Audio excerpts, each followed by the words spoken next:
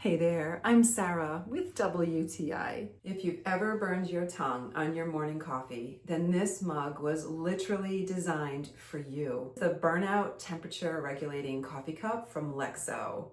It was developed by aerospace engineers. Burnout uses Heat-Zorb technology, so your coffee will be the perfect temperature.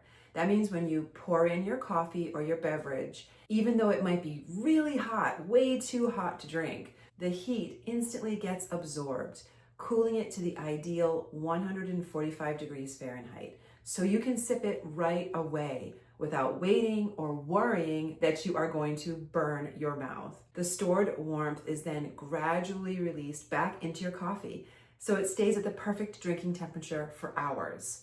No batteries, no charging, just smart thermal engineering. It has a steady, comfortable warmth from the first sip to the last. It's made from durable stainless steel, and my favorite part is this lid.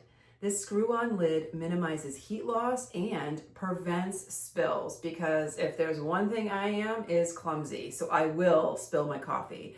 But this easy drink sliding closure makes it effortless and spill-free. So whether you're at your desk, you're on the road, or even if you're catching a flight, you don't have to worry about too hot coffee or spillage.